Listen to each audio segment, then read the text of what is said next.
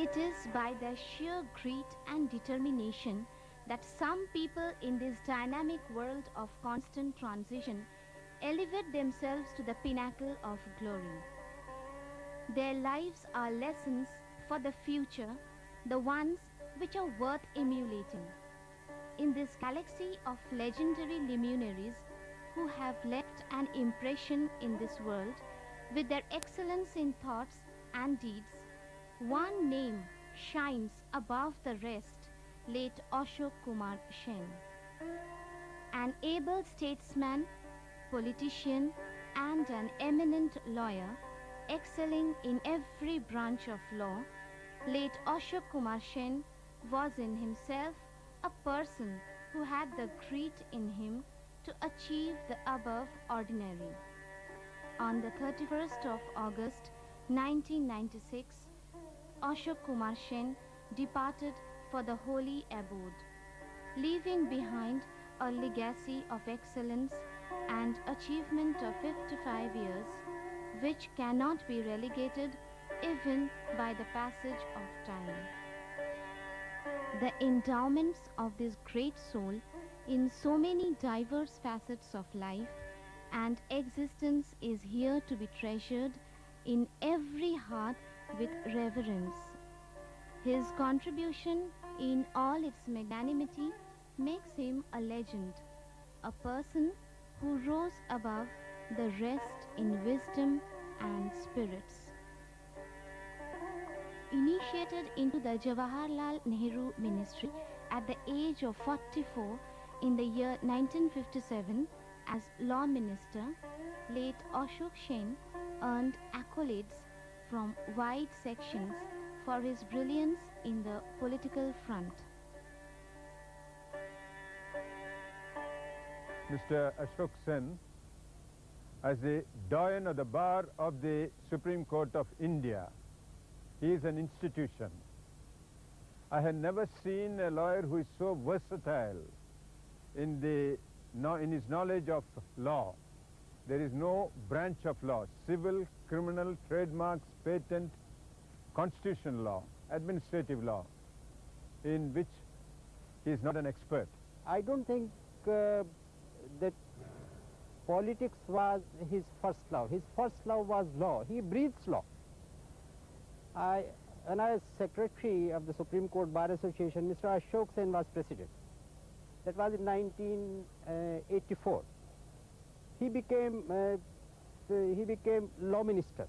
So by mistake, the Bar Association sent notice of the meeting of the Bar Association Executive Committee to him. And normally the law minister won't come in the meeting of the Bar Association. That has been the tradition. But to our surprise, I found that Mr. Ashok Sen is there to preside the meeting as law minister. But I said, Mr. Sen, you have now become law minister. He said, but there is no difficulty. I can continue both as law minister and as the president of the Supreme Court Bar Association. That was his love for the members of the bar. That was his love for the profession.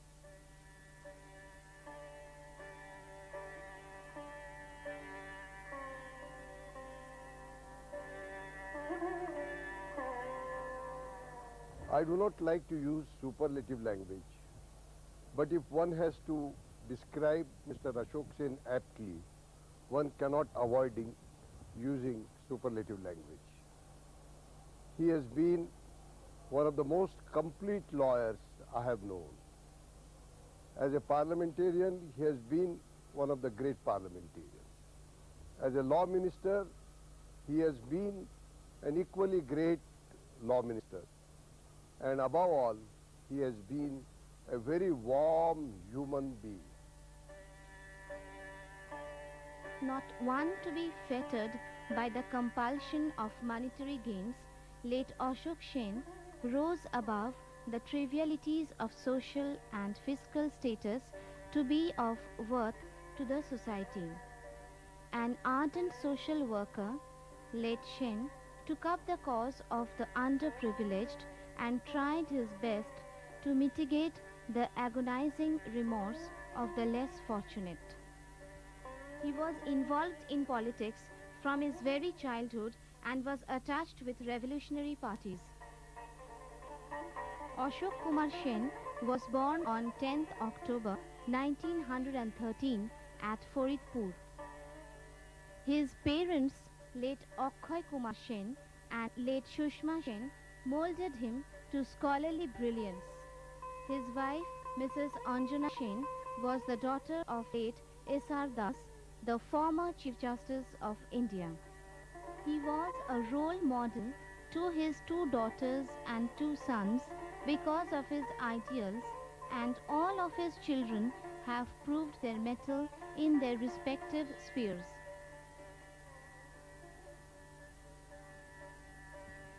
Late Ashok Sen achieved the MSc degree in economics from London School of Economics and shone as a lawyer after being invited by the bar from Gray's Inn, London. Sri Sen's authority in the legal spectrum was mammoth.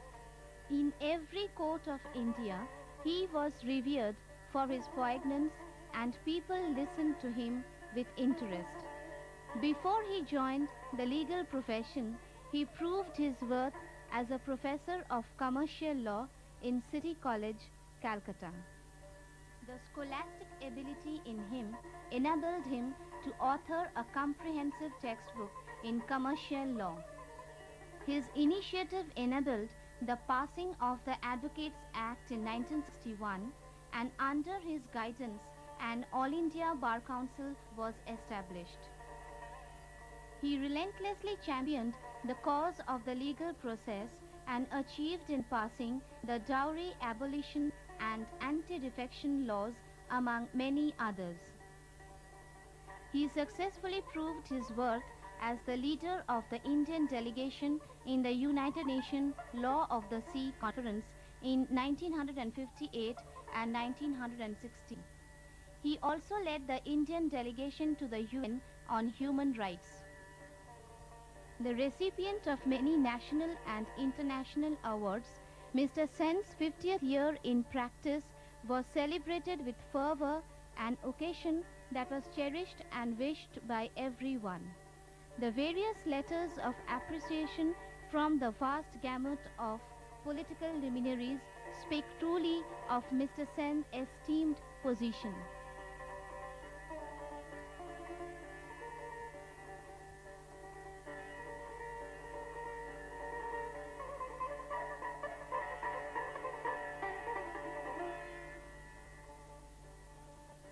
It will be sheer timidity on my part to attempt to evaluate the various qualities of Mr. Ashok Kumar Sen, who belongs to that brilliant breed of lawyers who became legends in their own lifetimes.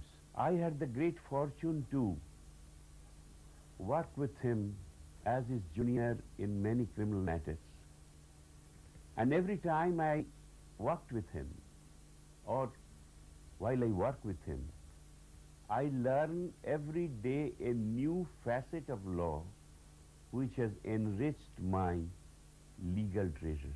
His success in Indira Gandhi's election case against the Allahabad High Court's judgment restored the prowess of Mrs. Gandhi in the political field. Under the law relating to elections is well settled. The challenger has only a statutory remedy founded on statutes concerning elections and election petitions.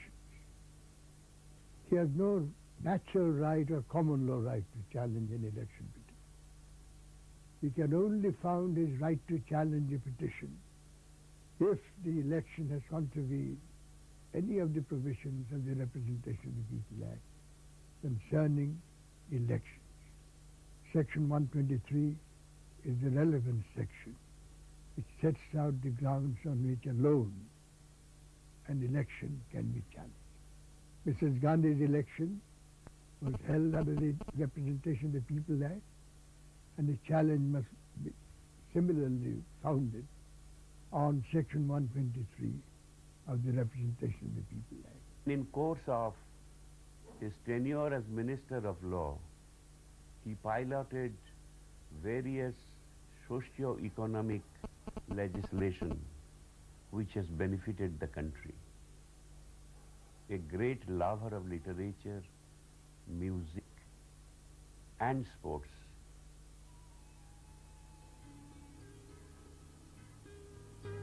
This part of the tribute was shot before the death of Mr. Sen in 1995. We consider ourselves lucky to have been with him for those days. In those hours of association with him, we were awestruck by his magnetic personality.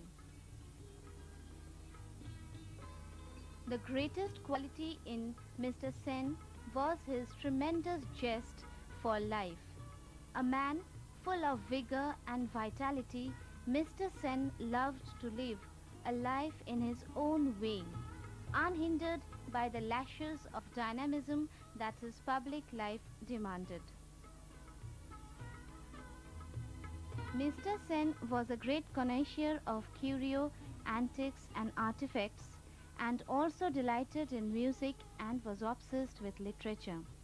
An avid sports lover, he was the life member of Mohun Bagan Club and was also the president of IFA. For a politician, His exploration the in a foreign vast extract from galaxy of Hitapadesh subjects, be it is very literature or law, made him what he was in all bull the depth tiger of knowledge. couldn't hunt Always anymore, in quest and to yet he seek was hungry. further and not He yielding stood to the on the burden banks of of the public life, pond, the finer and prints invited of Mr. Sen's life weary were travellers to bright come to him and and take colorful. an ornament which he was holding. A greedy Brahmin was lured by his temptation and went near him. But before he came too near to make sure that he was quite innocent, he asked the tiger, "How do I believe that you are all that innocent?" He said, "I have no teeth, I have no nails, what can I do?" Then as he went near, the tiger caught hold of him and was trying to kill him. And then the model comes. Na dharma shastra patatiti karanam, na chapi vedadhanam duratmanah, svabhaveva muddhani vattate, yatha mani sarpamam. Then it doesn't matter whether an evil man has read the scriptures or has done the penances. His character remains paramount, like the gem on the head of the snake. So, I mean, character never changes. This is the model.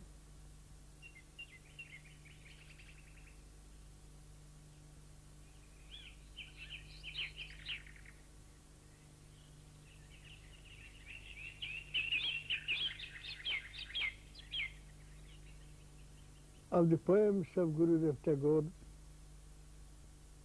the one that I read most often is what is called Balaka. Balaka means a bird, very well known. Gurudev Tagore spent a lot of time in the Himachal Pradesh, where on the Jhelum he had one evening saw the flight of these birds.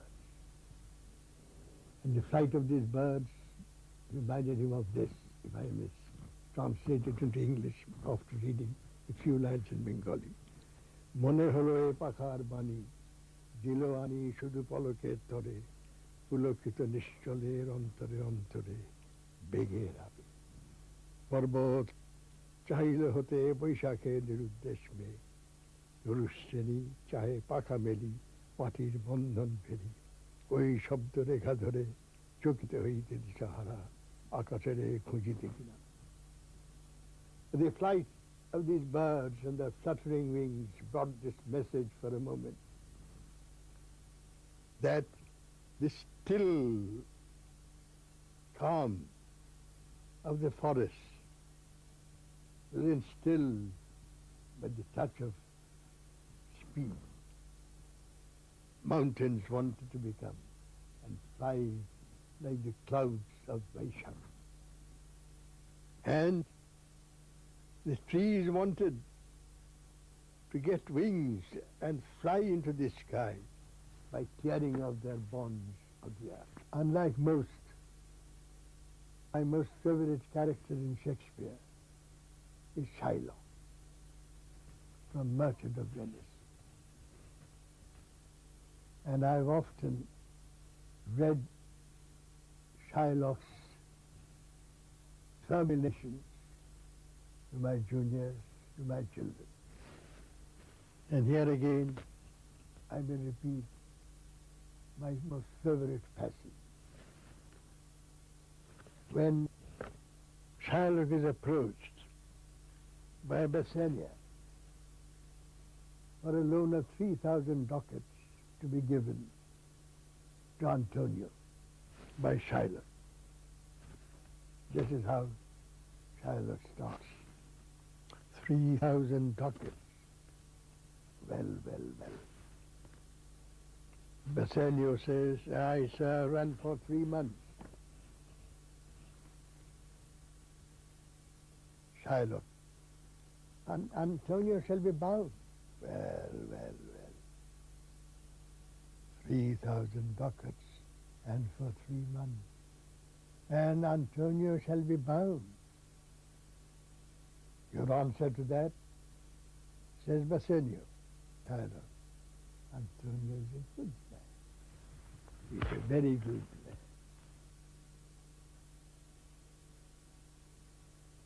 Have you heard any insinuation to the contrary? No, no, no, no. Shylock says. My meaning is saying he is a good man, is that to have you understand me that he is sufficient, yet his means are in supposition. He has an argosy bound to Tripoli, another to the Indies. I understand, moreover, upon the Rialto, he has a third at Mexico, a fourth for England, and other ventures he had, squandered abroad. But ships are ships, and ships are but boards, sailors but men. There be land rats and water rats, water thieves and land thieves. I mean pirates. I mean pirates. And then there is the peril of waters, winds and rocks. The man is notwithstanding sufficient. 3,000 ducats. I think I will make that his bond. Bassanio, if it pleases you to dine with us? Shylock, yes. To smell pork? To eat of habitation which your prophet, the Nazarite, conjured the devil into? I'll buy with you, sell with you, talk with you, walk with you, and so following. But I shall not eat with you, drink with you, nor pray with you. What news on the Rialto? Who is it that he comes? Oh, Sinner Antonio. How like a fawning publican he looks. I hate him, for he's a Christian. But more than that, in low simplicity, he lends out money gratis and brings down the rate of usance here with us in Venice. If I can catch him once upon the hip, I will feed fad the ancient grudge I bear him. He hates our sect and nation. He rails even there where our merchants must congregate. On me my bargain, and my well-won thrift, which he calls interest. Cursed be my tribe if I forgive him.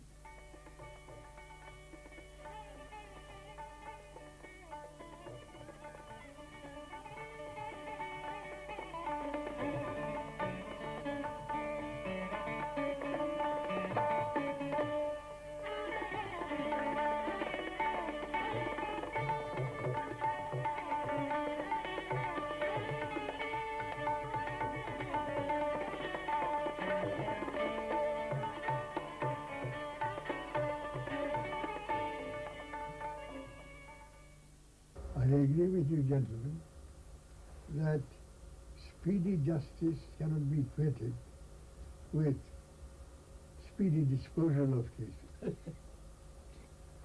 Because a speedy disposal of cases in the way we have experienced in the recent past has not helped in the availability of justice in the true sense of the term. Speedy justice means disposing of cases speedily after hearing the parties properly, ascertaining the law properly, sifting the evidence properly, and allowing the parties to have a full scope of argument. It is true that argument does not mean ad infinitum argument. Counsel must be taught the art of being brief and precise. So the judges must be cautioned about the fact that speedy disposal in the sense of just disposing of the list within a particular period would not be helping the people in getting justice. This will be one of the most important cases to be decided in this country. We have a law nearly 150 years old in the Evidence Act, by which no evidence can be given to dispute the paternity of a child who is born in wedlock. And yet, if a man has an adulterous wife and she bears a child from someone else, is the man to bear the child of somebody else as his own? Is there no remedy open to him? Modern science has found a remedy in the form of blood tests, which will prove whether a particular child can never be the child of a man by blood tests, and various other tests. Why are those tests not to be thrown open to address the grievance of a man who is burdened with the child of somebody else born by his wife? This will be the point to be decided. The High Court has followed the old Evidence Act rules, and the Supreme Court has refused to reverse that decision. We are going to fight on this particular matter, and let us see what happens. In my life, I had followed the great example of Swami Vivekananda, whom I have always regarded as the greatest Indian born in that century. That century had produced a galaxy of brilliant men. It's rare in the history of any country to see and experience the birth of so many brilliant people in one generation. Starting from Raja Ram Mohan Roy to Netaji Subhash Chandra Bose, we had Mahatma Gandhi, we had Dr. Rabindranath Tagore, we had Swami Vivekananda, we had in the field of science and education so many other brilliant people. But Swami Vivekananda stands above all. He was a great builder of the nation. He instilled courage in a faltering people, and he infused them with confidence and resolve to rid themselves of the bond of slavery and make themselves great again. And indeed, following in his footsteps, the country has gone from step to step and has been earning the greatness that was its past. And I hope that we shall remember our past and follow the great path of our leaders. Talking about my own philosophy of life, it's very difficult to elaborate it in course of a few minutes. But I followed the path of the reformists of the 19th century, starting from Raja Ram Mohan Roy, right to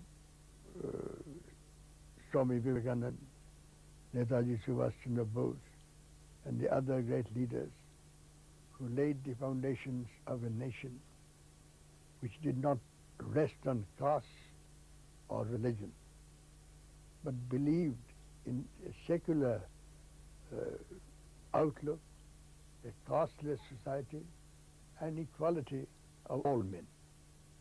In fact, if you read the preamble to our Constitution, that epitomizes the philosophy of life which must kindle the life of every individual Indian. It lays down the high principle of equality between man and man, no distinction between caste or creed or religion, and the freedom of everyone to practice his own faith, his religion, and his own belief.